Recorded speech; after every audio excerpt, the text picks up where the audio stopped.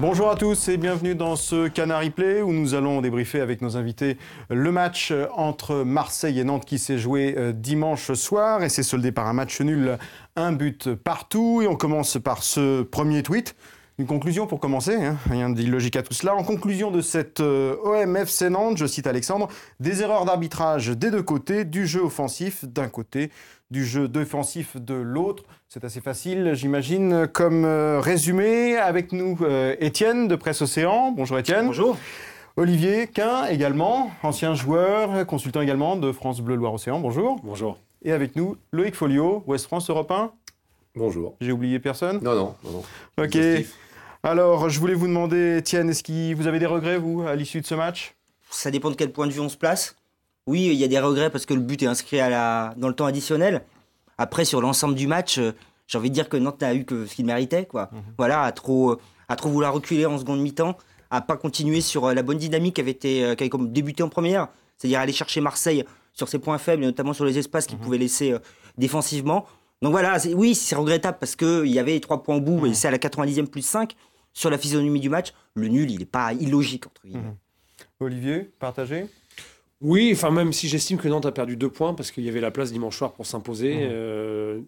C'était pas un grand Marseille quand même. Et il y avait vraiment la possibilité d'aller marquer ce deuxième si les Nantais en avaient eu l'envie, tout simplement. En deuxième mi-temps, ils ont passé leur temps à défendre. Et quand vous défendez comme ça, vous n'êtes pas à l'abri d'une erreur d'arbitrage, d'un but un peu casquette. C'est ce qui s'est passé sur la fin, donc forcément que ça laisse des regrets. Vous n'êtes pas à l'abri d'une erreur d'arbitrage tardive, ce qu'il y en a eu avant. Oui, il y en a eu beaucoup avant. M. Gauthier a été à son image, mais c'est vrai.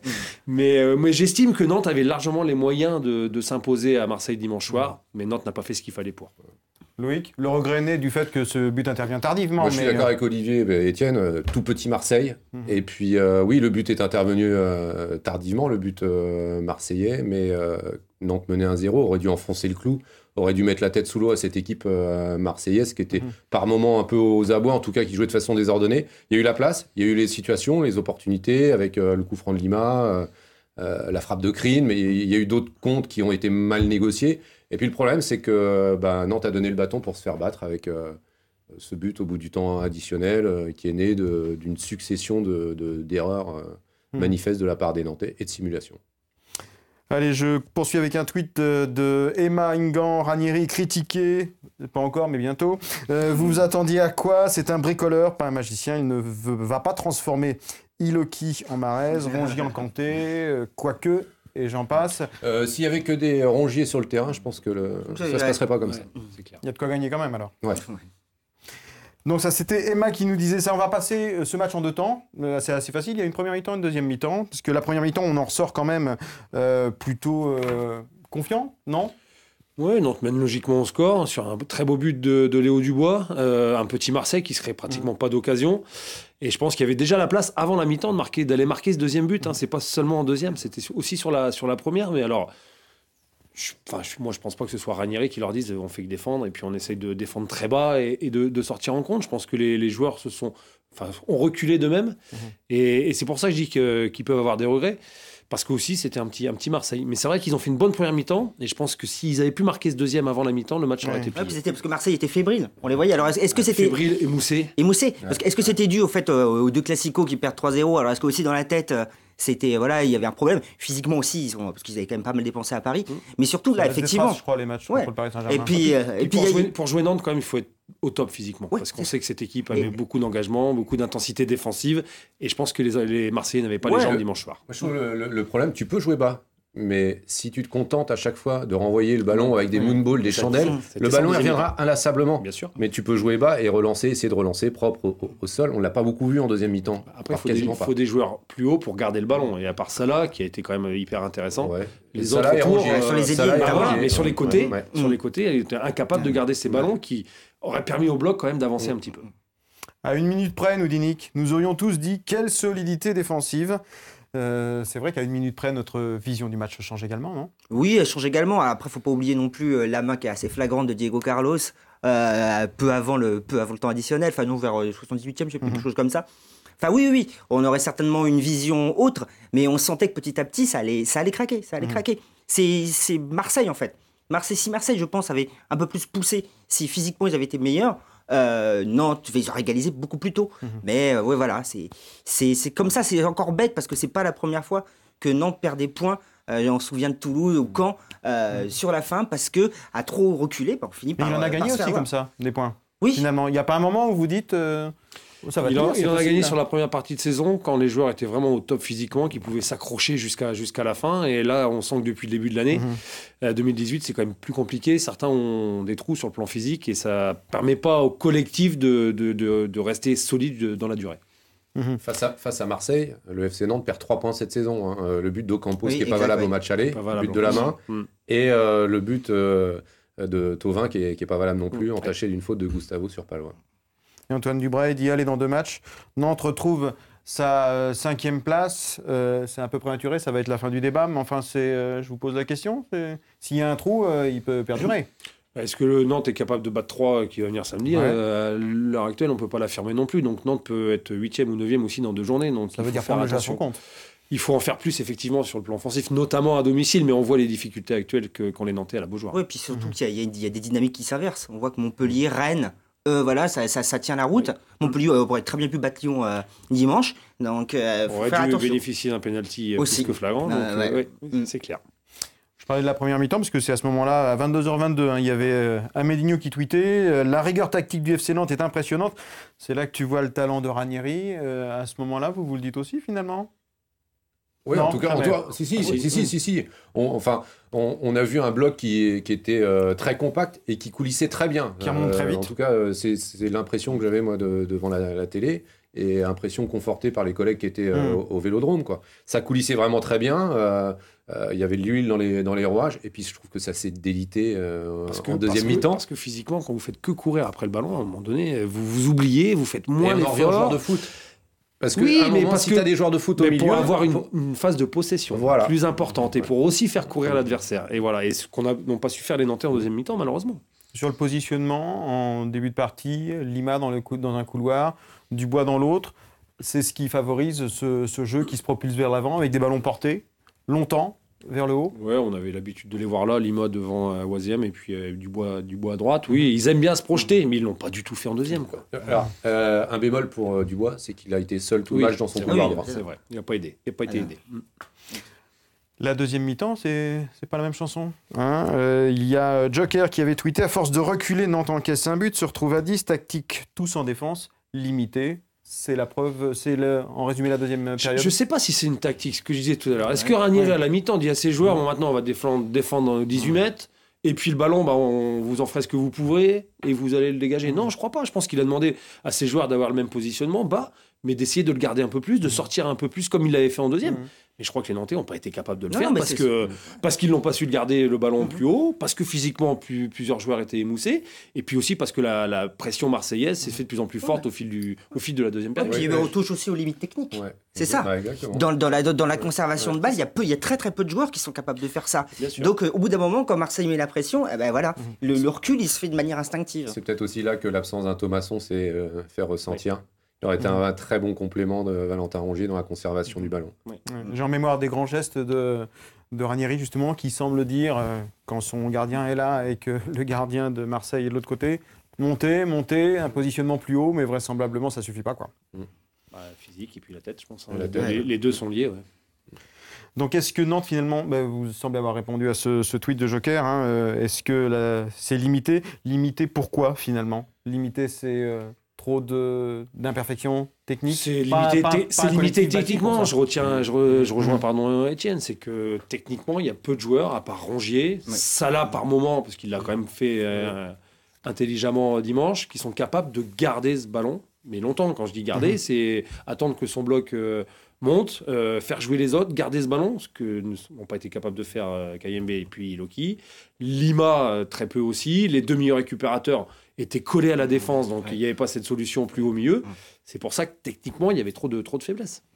Oui, puis en plus, il n'y a pas de solution de rechange. Parce que sur le banc, après, Ranieri, il ne peut rien faire. Il n'y a pas vraiment quelqu'un qui peut libérer un match, faire quelque chose. Je suis d'accord avec toi. C'est, évidemment, Thomasson a fait un grand bien là-dessus.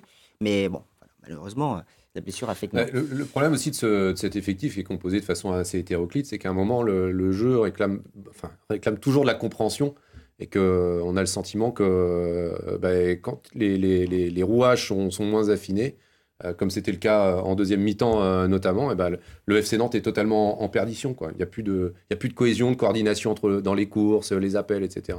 Et je trouve que c'était flagrant en deuxième mi-temps. Ouais, puis quand vous faites entrer un joueur comme Iloki qui prend tout le temps pratiquement la profondeur, vous êtes tenté de jouer en profondeur, mais c'est peine perdue. C'est déjà rendre très vite le ballon à l'adversaire. Alors que si un joueur est capable de venir, de décrocher, de garder, c'est quand même plus facile pour avoir ses phases de possession. Et le profil de joueur aussi n'aide pas pour ça. En profondeur, il aurait été bien seul en plus après. Oui, parce que le bloc avait du mal à accompagner, tout à fait. Tweet d'Alexis, grosse performance des Marseillais qui, en 2 matchs contre Nantes, réussissent à mettre 2 buts non valides. Là, on va commencer à s'approcher de la fin du match et de ce but-là. Je vais compléter parce que donner quand même quelques éléments de compréhension à ceux qui n'auraient pas vu le match. C'est l'égalisation par Florian Thauvin, 94e minute, après une faute sur Nicolas Pallois, consécutive elle-même d'une mise en touche volontaire par Cyprien Tatarusanu. Il dégage, il tombe, et que Payet décide de jouer pour Marseille sans rendre le ballon à Nantes.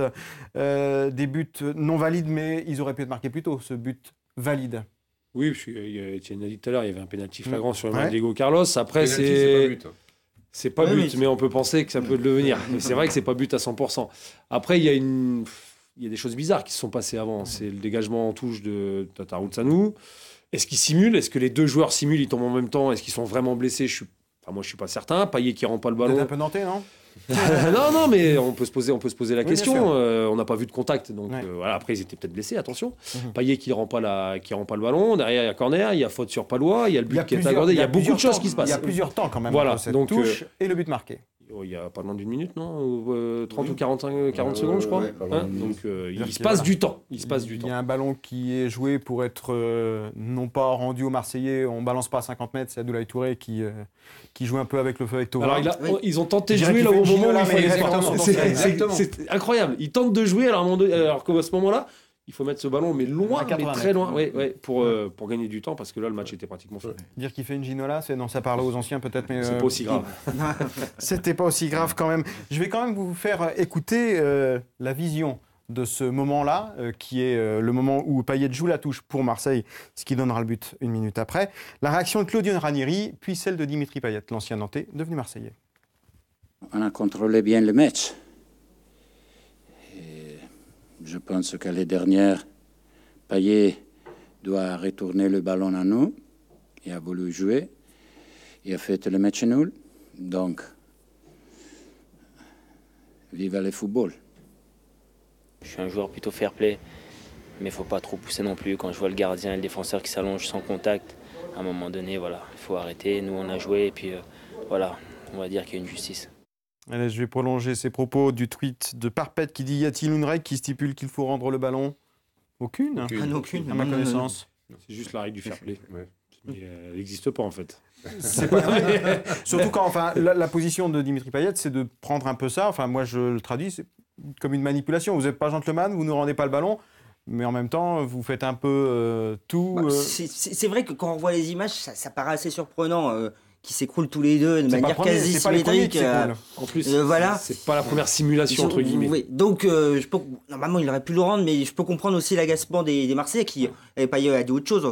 Aussi sur le fait que dans le match, effectivement, il y a eu beaucoup d'arrêts de jeu et les Nantais ont eu tendance à beaucoup s'arrêter. Quoi. Sur cette action, j'ai du mal à comprendre le geste de Tatarusanu. C'est-à-dire que s'il veut simuler la blessure, soit il garde le ballon, il appelle l'arbitre, il dit « je suis blessé », ou alors il dégage vraiment, même de la main, parce qu'il se plaint du genou apparemment, même de la main, il dégage très loin devant, parce que là, il laisse le champ du possible aux Marseillais de ne pas rendre le ballon, et donc de concéder une occasion.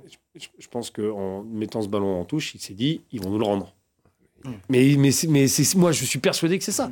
Ils vont nous le rendre, et donc je vais gagner encore 30 secondes, j'ai peut-être rien au genou, mais ils vont nous le rendre, et puis après, on va pouvoir aller jouer chez eux, et le match, il sera plié. Sauf qu'il s'est fait un petit peu Ça fait avoir. 2 fois qu'il est naïf quand même, parce que Étienne parlait tout à l'heure du pénalty concédé à Toulouse, au bout du temps additionnel. Ça fait 2 fois que Tatarusanu, qui avait fait plutôt un bon match d'ailleurs, en sortant notamment un beau ciseau de Payet, là, moins Olivier, inspiré. Je pense qu'il s'est fait avoir. Il peut Moi, je penser pense qu'il ça s'est fait compte avoir. tenu de la tension, de la pression Bien qu'il y a à sûr. ce moment-là. Bien sûr. les Marseillais vont nous la rendre. Bien sûr. Moi, je vais gagner du temps, je vais rester au sol, j'ai mal au genou, je simule. Après, on ne sait pas s'il a vraiment eu mal. Et puis, je vais mettre ce ballon en touche. Il ne pense pas à mettre ce ballon loin dans le jeu parce qu'il se dit, je ne peux pas rester au sol après. Si les Marseillais jouent, il va falloir l'intervention de l'arbitre pour arrêter le jeu. Donc, il s'est dit, je vais mettre ce ballon en touche. Ils vont nous le rendre, donc j'ai un peu de temps et puis je vais pouvoir simuler. Et ça s'est retourné contre lui, malheureusement. C'est poursuivi par un tweet de Bruno Renoul qui disait Nantes a définitivement la poisse en 2018, repartir avec un point après un tel match. Donc ça rejoint là le camp des regrets. Donc depuis 2018, 9 matchs, 4 défaites, 4 nuls, une victoire. C'était contre Guingamp. Finalement, Nantes est 7e, Nantes était à sa place. Oui. Et puis il peut être même heureux d'être 7e parce qu'on a l'impression quand on voit les équipes qui commencent à gratter un peu derrière, que ça peut vite... C'est ambivalent. D'un autre côté, si Nantes se réveille contre 3, il peut retrouver la 5e place. De l'autre, après, vite tomber dans la seconde partie de tableau. Parce que d'ailleurs, il y a des équipes qui sont sur de très bonnes dynamiques, notamment Caen, Saint-Etienne, Dijon, qu'on oublie aussi, qui peuvent très bien passer devant le FC Nantes, si jamais les prestations, comme celles on les voit en 2018, continuent. Oui, il y a Sébastien Piochel qui, dans un tweet, il aurait surtout fallu en concrétiser une d'action sur les 4-5 que l'on a. Moi, je ne vois toujours pas de différence. Je voulais poursuivre avec l'examen de quelques joueurs, les examens plutôt positifs. D'abord, commencer par Léo Dubois, capitaine, 23 ans, qui a fait une bonne opération avec ce match nul pour Nantes et pour Lyon. Est-ce que c'est un moment, quand on joue, Olivier, est-ce qu'on y pense à ça, au fait qu'on a deux cerveaux, l'un pour... Non, ou il y a suffisamment de choses à s'occuper le temps d'un match? Non, on pense à son match, on pense à son club. Il est exemplaire depuis qu'il a annoncé qu'il partait à Lyon. Il est exemplaire, il est le vrai capitaine de cette équipe. Il montre l'exemple et vous ne pouvez pas dire, alors un nul, ça nous arrange, une défaite de Lyon. Non, on pense à son match. En plus, il marque. Il est très heureux de marquer et je pense que c'est le premier déçu à ne pas avoir pris les 3 points. Ouais, concernant Léo Dubois, c'est un débat qui revient souvent, même les discussions entre nous. Je trouve qu'il y a une chose à regarder, c'est le rectangle vert. Il est performant depuis le début de saison. Il a connu un petit coup de moins bien là, après la trêve, à l'image du FC Nantes. Mais sur le terrain, moi, je le trouve irréprochable. En tout cas, il se donne. Étienne ? Oui, je rejoins. Après, la seule question qui se posera, parce qu'elle inévitablement va se poser, c'est quand Nantes ira à Lyon. Mais parce que là, il y aura toujours des bonnes âmes pour dire de quel camp il sera. Ça a commencé par son président qui a posé. Oui, c'est pour ça. Il y a des bonnes âmes pour se dire après si on l'a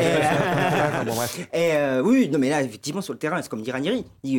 C'est quasiment le meilleur à chaque match depuis qu'il l'a annoncé. Il a eu, je pense, l'honnêteté de l'annoncer en plus, parce que ça aurait pourri la situation de cacher le fait qu'il avait déjà signé dans un club. Il dit sa destination. Maintenant, il est nantais et il le prouve depuis le début. Valentin Rongier, pas mal aussi. Ah oui, de toute façon, c'est le taulier. Donc, heureusement qu'il est là. Heureusement, on en parlait tout à l'heure dans le jeu de possession et de capacité à garder la balle. C'est quasiment le seul avec ça là, comme disait Olivier. Donc oui, heureusement qu'il est là. Heureusement que c'est un peu le maître à jouer. Et voilà, faudrait mieux pas qu'il se blesse pour la fin de saison parce que si on enlève Rongier, je sais pas trop ce qui reste pour pouvoir aller. Je pense que beaucoup de clubs vont commencer à penser à lui. Est-ce que son intérêt serait pas de partir d'aller voir ailleurs, parce qu'il fait une sacrée belle saison, qu'il est devenu un de ses piliers de cette équipe, un des piliers de cette équipe, et qu'il va avoir des sollicitations, à mon avis, très intéressantes. C'est l'un des derniers qui incarne vraiment l'esprit du jeu à la Nantaise. Même si lui a bien souvent dit qu'il aimait le club, qu'il voulait rester, il n'y a pas de souci par rapport à ça, mais à un moment donné, quand vous avez une offre de contrat. J'ai 2 tweets d'ailleurs sur ce propos-là, de Tanguy, encore une solide prestation de Valentin Rongier, presque au milieu, toujours aussi intéressant dans le jeu. Et puis celle qui pose plus questions, c'est Mohamed Bouafsi qui dit « Sinon, le club qui arrachera Rongier cet été, en cas de départ de Nantes, fera une superbe affaire. Quel joueur talentueux et si intelligent dans le jeu. C'est possible, c'est envisageable qu'il parte ? Parce que lui, sa prolongation de contrat, c'est jusqu'en 2022. Oui. Si ça veut encore dire quelque chose. C'est souhaitable pour le FC Nantes qui reste, évidemment. Mais moi, je pense que le mieux pour lui, c'est d'aller voir ailleurs. D'aller voir ailleurs. Alors justement, moi, ce qui me pose question, c'est parce que j'ai entendu son interview à la mi-temps, interrogé par nos confrères. Valentin Rongier, il dit « On est prêt pour ça ». Interrogé sur le jeu très défensif, on est prêt pour ça, on travaille la semaine. Alors même si on n'a pas énormément de ballons et qu'on ne prend pas énormément de plaisir avec, on en prend en défendant. Je rejoins Loïc, parce que s'il va dans une équipe qui joue encore plus au ballon et qui a une possession plus importante, qui joue plus haut, il prendra encore plus de plaisir. Et je pense qu'à un moment donné, il va y réfléchir à 2 fois. C'est le sens que j'ai pu entrevoir dans cette. Et puis s'il y a un beau chèque qui arrive sur le bureau du président Kita avec un salaire différent pour Rongier, pense que ça va faire réfléchir tout le monde. Ouais. Surtout s'il voit ses petits copains partir, s'il n'y a pas l'Europe au bout de la saison, fatalement, hein, s'il y a un gros club français, voire même étranger qui vient, voilà. Avec toutes les incertitudes qui concernent aussi les contours de l'effectif et du staff technique la saison prochaine. Alors là, on en vient presque un peu aux inquiétudes autour du FC Nantes, autour de l'image du FC Nantes, parce que quand il a ces propos-là, quand il parle de jeu purement défensif, on en vient à l'image d'un club qui ne pourrait pas garder de très bons éléments par le jeu qu'il pratique, par la politique qui est la sienne ? Surtout la politique de recrutement, parce qu'il y a beaucoup de joueurs qui voudraient venir dans cette équipe qui effectivement joue très défensif, mais ça c'est pas nouveau avec Ranieri, qui propose pas grand-chose sur le plan offensif, notamment à domicile parce qu'elle a du mal à prendre le jeu à son compte. Est-ce que Ranieri va rester ? Déjà, parce que même si la sélection italienne c'est mort, à mon avis il y a autre chose derrière, et puis derrière à quelle place ils vont finir, parce que je veux dire s'ils finissent 12e et qu'ils s'écroulent, ça va faire réfléchir plus d'un pour rester. Donc, je pense que la fin de saison, elle peut être animée du côté des bords de l'Erdre. C'est préoccupant, vous pensez aussi, Loïc ? Je ne vous ai pas entendu sur ce thème. On va être à un moment charnière, là, parce qu'effectivement, je pense que sélection italienne ou pas, apparemment c'est non, mais Claudio Ranieri ne sera pas l'entraîneur du FC Nantes la saison prochaine. On parle déjà d'offres en Première Ligue, autour, pourquoi pas en Angleterre. Et après, il y a des joueurs en fin de contrat. Ça paye bien la Première ligne. Ça paye très bien. Il est pas malheureux à Nantes. Et après, il y a de facto l'effectif va changer puisque Dubois, fin de contrat, s'en va. Thomasson, fin de contrat, va s'en aller aussi, très probablement. Il y a des joueurs comme Diego Carlos qui vont peut-être être sollicités. Emiliano Sala, Valentin Rongier, qui est pour moi le meilleur élément aujourd'hui. Donc ça fait beaucoup d'incertitudes.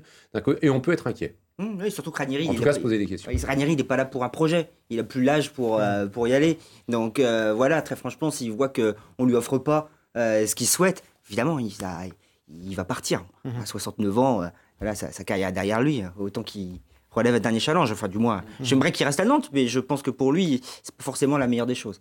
Alors, je posais aussi cette question de l'image de Nantes parce que j'ai réécouté. Je vais vous proposer une interview de Rudy Garcia au terme de la rencontre. La manière dont il parle du FC Nantes et de ce qui s'est passé pendant ce match-là avec l'utilisation d'un vocabulaire bien particulier. On écoute et on réagit après. On a permis à Nantes d'avoir le scénario idéal pour cette équipe. Ils étaient venus pour détruire et jouer sur les coups de pied arrêtés ou sur les contres. Quand on simule tout le match, qu'il y a une action qui se termine, qu'il ne se passe rien, qu'il dégage en touche et qu'il y a deux joueurs, le gardien et un défenseur central, qui se mettent au sol, ça devient grotesque, quoi. C'est un simulacre. Donc voilà, il ne s'est rien passé, ils ont perdu trop de temps, ils ont trop triché et voilà. Alors l'emploi de pronoms « ils »,« on », alors il peut être en colère.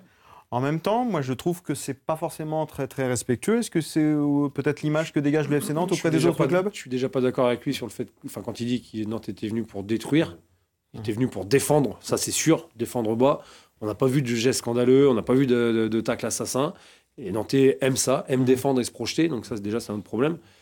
Après, oui, il y a ce but, et puis effectivement, ces deux joueurs qui s'écroulent. Il n'y a pas eu que ça, il y en a eu beaucoup, et ça peut être irrité les Marseillais. Mais je pense que ce qui a le plus irrité les Marseillais, c'est qu'ils ne soient pas dans un bon soir, qu'ils n'arrivent pas à revenir au score, et qu'ils voyaient qu'il est en train de perdre le match, et peut-être perdre une partie d'avance sur Lyon par rapport à la 3e place. Donc c'est surtout ça. Plutôt l'entraîneur en colère que vous entendez. Ouais, moi, je trouvais que les formules étaient quand même assez fortes. Moi, je pense je rejoins Olivier, il a complètement senti que le match lui échappait. Et bon, voilà. Il aurait pu le perdre. Il aurait dû. Il aurait peut-être dû le perdre. Parce que oui, la question qui se posait, c'était... alors, il y avait un tweet de Patrice, un match nul du FC Nantes au final, même si l'équipe a retrouvé une solidarité défensive, cela ne cache pas le vide technique. On en a un petit peu parlé. Tweet également de Adoulé Bourré. Je défendais pas mal Ranieri en début de saison, mais les derniers matchs montrent que c'est un entraîneur qui ne sait pas faire du jeu. Et moi, la question de l'image que je voulais vous poser, c'était de savoir finalement si adhérer à un club, aimer un club qui a une position défensive, qui a un jeu comme ça, est-ce que c'est... Je suis pas d'accord avec le dernier tweet. C'est pas Ranieri qui joue. Non. Il fait avec ce qu'il a sous la main, il fait avec les joueurs qu'il a. Et comme on parle de manque technique, il y a des joueurs qui ne sont pas au niveau techniquement. C'est une équipe qui n'est pas capable de jouer, de proposer du jeu, parce qu'elle a un déficit technique, tout simplement. Ça veut dire que Ranieri n'est pas n'est pas une cause, il est déjà une conséquence d'une politique, Il d'une ligne. il fait ce qu'il peut. Mais il fait ce qu'on lui a donné, avec les moyens qu'on lui a donné. Il a fait autre chose à Leicester avec des joueurs de d'autres qualités. Et même s'il avait aussi ce bloc bas, il avait des joueurs techniques capables de faire autre chose collectivement. Ça a débouché quand même sur un titre de champion d'Angleterre. La différence, elle est là quand même. Mais ça n'enlève rien à la ligne politique. S'il lui est dedans, il n'en est pas forcément responsable, mais la ligne qui est de pratiquer un jeu défensif. Et la question de l'image, c'est d'adhérer à un club comme celui-là quand on est supporter, quand on suit. Il n'a pas le choix. Il ne peut pas faire autrement que jouer défensif, parce que sinon c'est aller s'aborder, quoi, tout simplement. Si jamais il joue avec 3 attaquants, c'est terminé. Quoi. On a le souvenir d'un FC Nantes plus spectaculaire l'année dernière avec Conceição, mais on ne peut pas dire que Conceição ce soit un entraîneur qui ait prôné un jeu très offensif à Nantes. Simplement, il avait un bloc qui évoluait plus haut. Et avec un budget de 45 millions d'euros, ça voudrait dire qu'on pourrait constituer des équipes différentes, avoir une image différente et recueillir peut-être un peu plus d'adhésion. Ça inclut 45 millions d'euros, c'est quand même un budget. Ce que je dis depuis longtemps, un directeur sportif, une cellule de recrutement et un autre recrutement. Parce que qu'est-ce qui va se passer encore cet été, c'est que ce sera un mercato d'agents. Enfin, on est parti pour revivre un mercato d'agents. C'est ça. Oui, c'est ça. Il va y avoir dans le flou complet. Donc, ça va être... Avec peu de joueurs français, des joueurs étrangers qui mettent du temps à s'acclimater au championnat de Ligue 1. D'accord, je voulais vous donner un chiffre pour prolonger, 28. Vous savez à quoi ça correspond, vous, 28 ? C'est le nombre de journées écoulées, non ? Non, oui, aussi. Ouais. C'est pas mon âge. Nombre de buts inscrits Non. Non. Aucune idée. Bon, c'est en lien avec le match de Marseille, quand même ? La possession. Exact. 28% de possession. Oui, La d'accord. possession. Je Je pensais que c'était moins que ça. Ouais. 28% de possession, ça fait quand même pas beaucoup. Non. Oui, enfin, c'est pas parce que vous avez la possession, vous gagnez des matchs. Il y en a qui l'ont pas beaucoup et Bien puis sûr. qui sont plus performants quand ils récupèrent le ballon, qui se projettent. Ce que Nantes a été capable de faire en première et pas en deuxième. Après, De faut se être projeter capable vite et d'être dangereux vite, Il oui. faut être capable de faire ça sur les demi-temps. Mais après, il y a des équipes qui l'ont, comme le PSG, et qui, eux, sont capables de marquer. Après, ça revient toujours au même problème technique. La qualité de joueur. Alors, je vais vous donner le classement. Enfin, vous le connaissez déjà. Nantes est à la 7e place. 1 point derrière Rennes. Je ne sais pas pourquoi on regarde ce voisin, comme si la Bretagne... Enfin bref.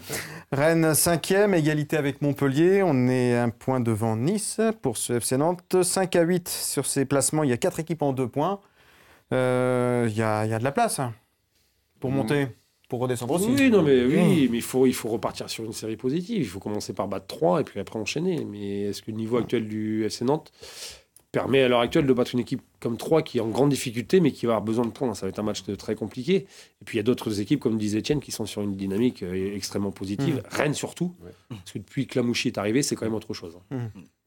Alors, il y avait un tweet de Cyril Lévesque. À la 28e journée l'an passé, c'est pour nous mettre du baume au cœur.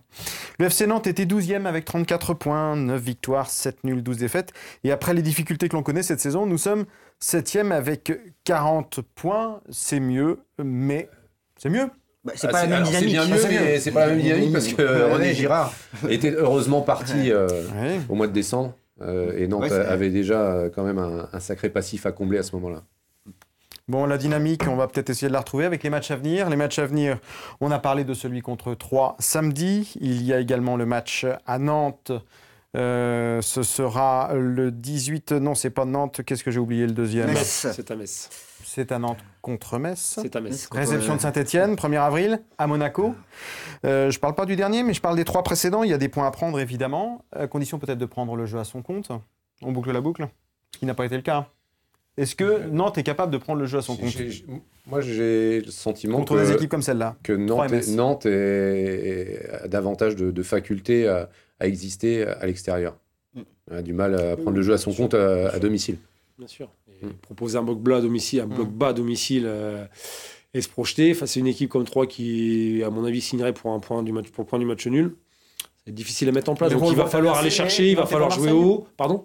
Les rôles vont être inversés, mais Nantes n'est pas Marseille. Oui, et puis vous pouvez vous faire avoir en compte, comme l'a très bien fait Amiens la semaine dernière. Donc c'est un match, à mon avis, piège pour les Nantais. Ouais, et puis même la suite, Metz, on ne sait jamais, ils n'ont plus rien à perdre. Et puis Saint-Etienne, depuis le recrutement hivernal, ça passe que ça casse, et là ça passe très bien, donc ça peut être très difficile. Et il y aura Saint-Etienne également le 1er avril, la réception, là ça sera a priori plus équilibré. Duel historique. Duel historique, après, les Stéphanois sont plutôt dans une bonne passe actuellement, mais ça reste quand même très, très fragile. Ouais, enfin, il y a des qualités. Il y a de la qualité. Il y a un recrutement intéressant en janvier. Etienne l'a dit, il y a des joueurs de qualité.